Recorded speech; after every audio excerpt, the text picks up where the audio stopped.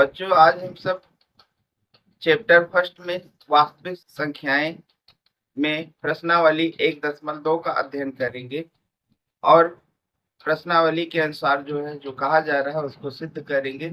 लेकिन इससे पहले हम सब परिमेय संख्या के बारे में जान लेते हैं।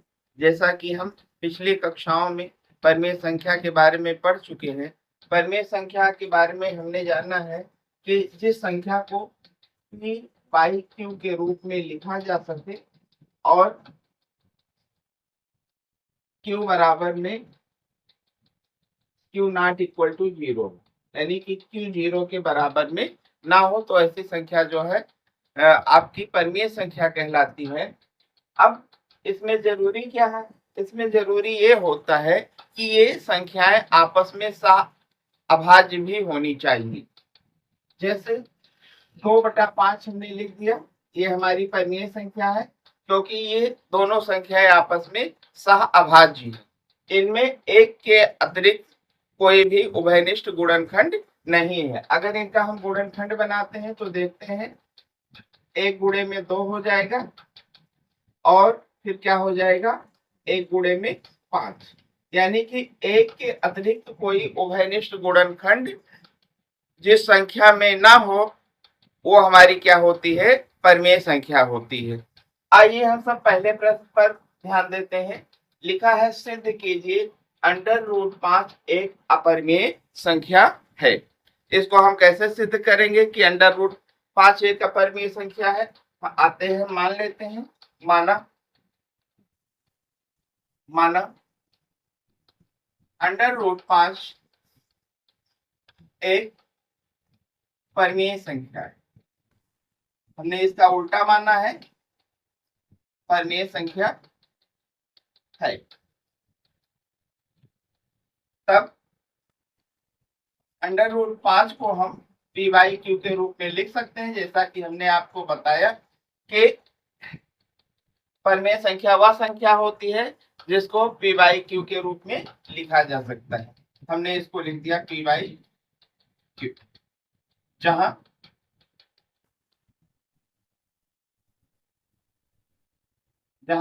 p और q आपस में सह अभाज्य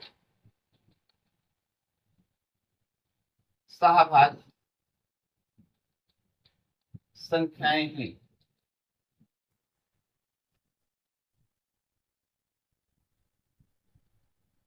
हैं और q नॉट इक्वल टू 0। अब हम क्या करते हैं?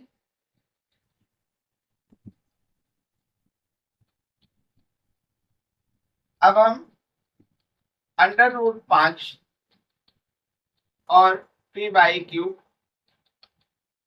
के दोनों पक्षों में वर्ग करते हैं। के दोनों पक्षों का वर्ग करने पर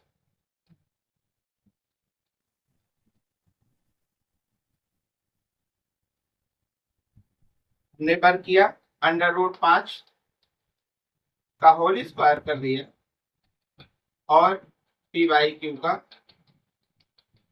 होल स्क्वायर कर दिया। हमको क्या प्राप्त हुआ? 5 बराबर में p बाई p स्क्वायर और q स्क्वायर प्राप्त। अब हम क्या करते हैं? इसका तिरछा गुणनखंड करते हैं, क्रॉस मल्टीप्लीकेशन। तो ये हमारा क्या हो जाएगा? p स्क्वायर बराबर 5 q स्क्वायर। यहाँ हम देखते हैं कि जो संख्या 5 है ये q स्क्वायर के साथ में गुणा कर रही है, तो यहाँ पर आकर जो है p स्क्वायर को क्या करेगी? भाग देगी। देखते हैं समीकरण 1 से हम देखते हैं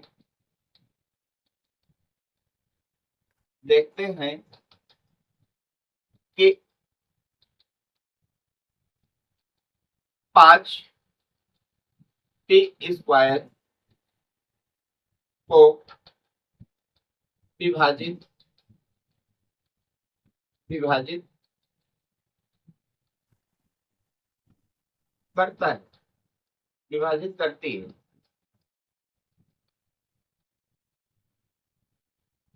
इसलिए 5p को भी विभाजित करेगा।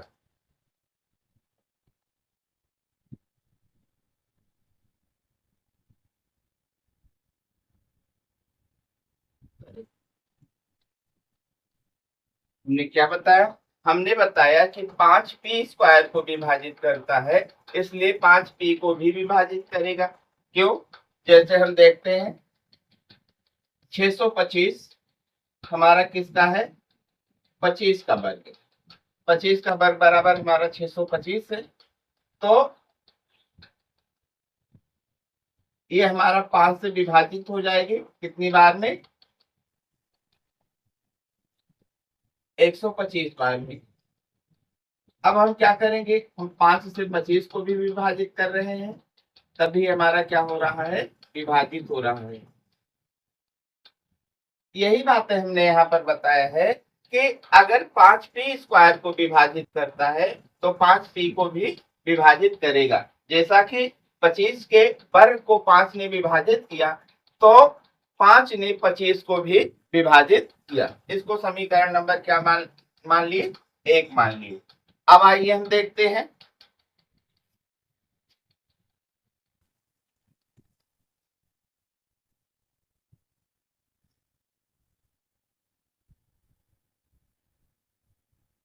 अब माना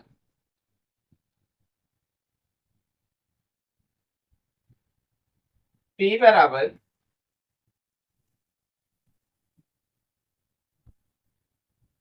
5c,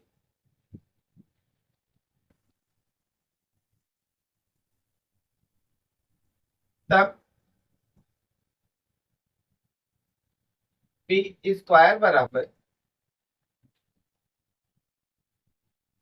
5c का होल स्क्वायर बराबर p² बराबर 25c²। p² बराबर 25c² का मान समीकरण 1 में रखने पर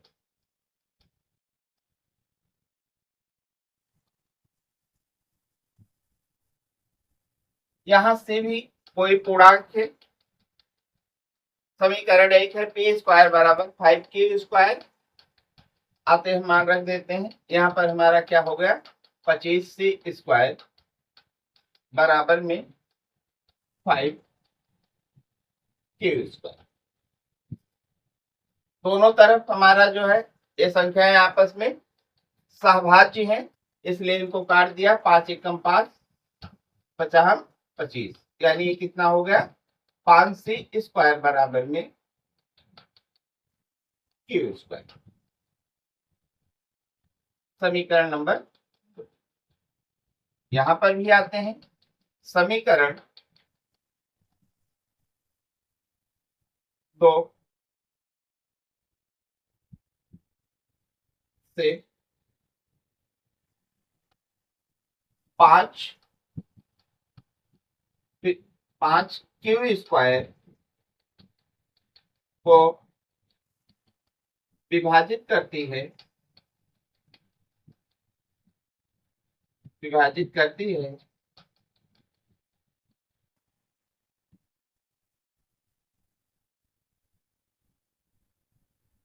इसलिए 5q को भी विभाजित करेगी।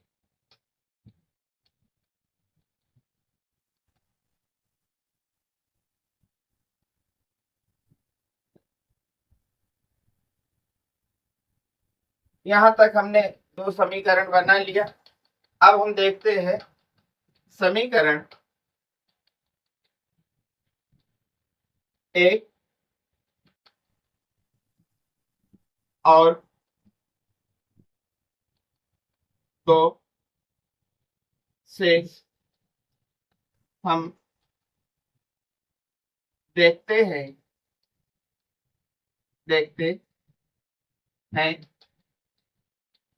कि P और Q का उभयनिष्ठ गुणनखंड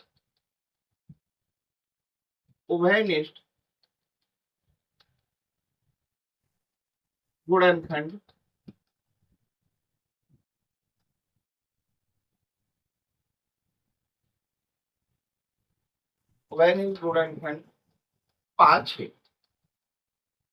ये उभयनिष्ठ गुणनखंड 5 है। समीकरण एक में हमने देखा कि 5 जो है पी स्क्वायर को विभाजित कर रहा था, फिर हमने लिखा 5 पी को भी विभाजित करेगा। समीकरण 2 में हमने देखा कि 5 जो है क्यू स्क्वायर को विभाजित कर रहा था, तो 5 जो है क्यू को भी विभाजित करेगा। यही बातें हमने यहाँ पर लिखा है कि समीकरण 1 और 2 से हम देखते हैं कि पी और क्यू का उभयनिष्ठ गुणनखंड 5 है। अतः P बाई क्यू एक परमीय संख्या नहीं।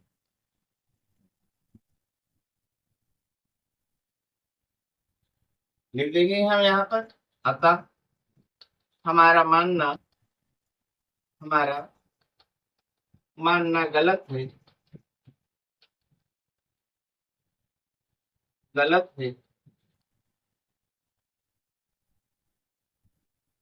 कि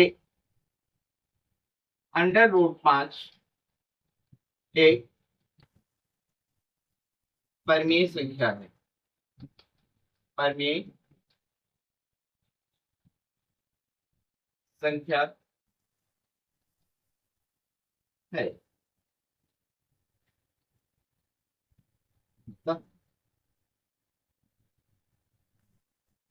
√5 एक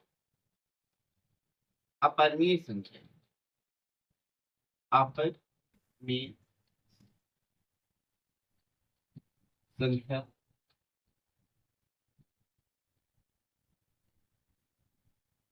इति सिद्ध।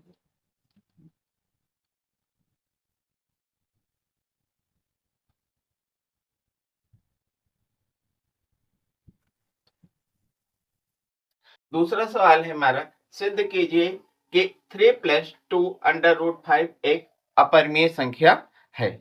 आइए हम इसको हल करते हैं। माना 3+2√5 एक परमीय संख्या है।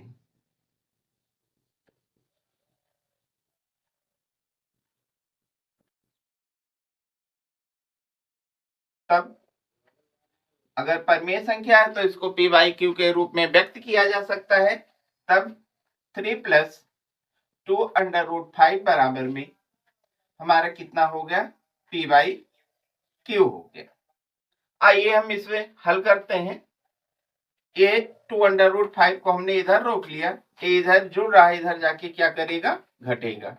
तो पी बाई क्यू और माइनस का हमारा कितना हो गया, 3। अब यहां पर 2 गुणा कर रहा है तो इधर आके क्या करेगा, भाग करेगा।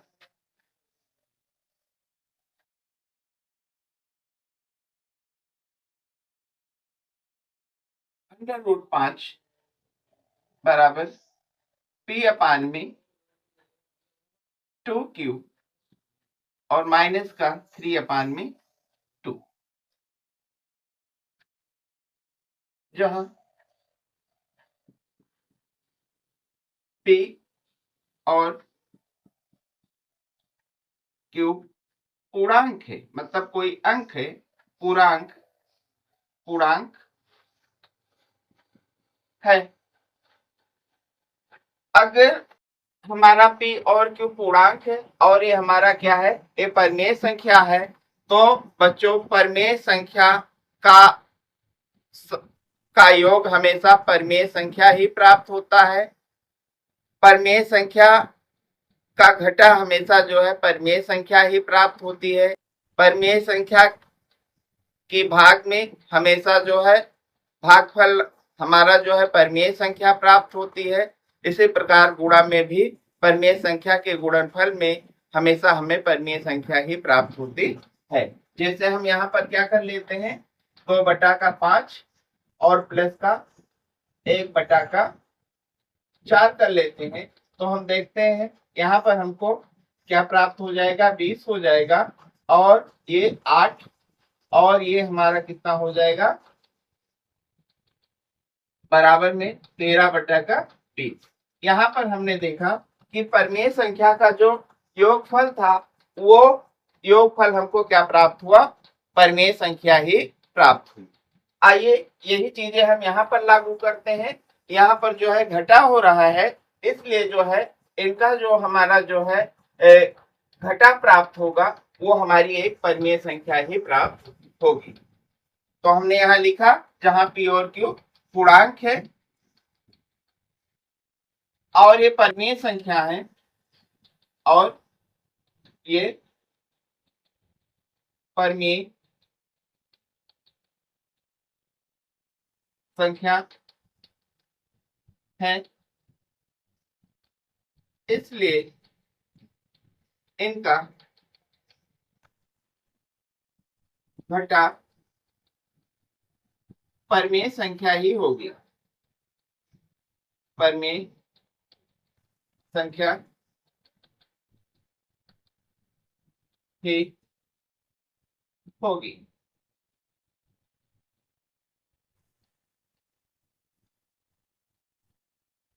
इसका घटा हमको जो है परिमेय संख्या प्राप्त हो जाएगी, लेकिन √5 इसके बराबर में है, और √5 को हम देखते हैं कि √5 हमारी जो है परिमेय संख्या नहीं, परंतु √5 एक अपरिमेय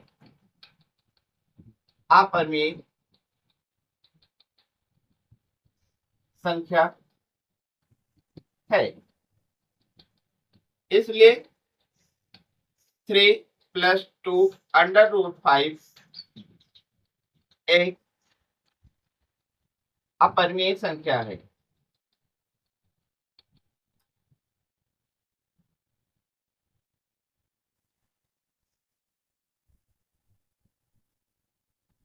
ऐसा हमने क्यों लिखा, √5 एक अपरिमेय संख्या है। ये गणना करने पर, कैलकुलेशन करने पर हमको ये सारी चीजें 3 + 2 √5 से ही प्राप्त हो रही है। अतः हमारा यहाँ पर 3 + 2 √5 क्या है, अपरिमेय संख्या है। यही हमको क्या करना था, सिद्ध करना था। क्या हो गया, इति सिद्ध।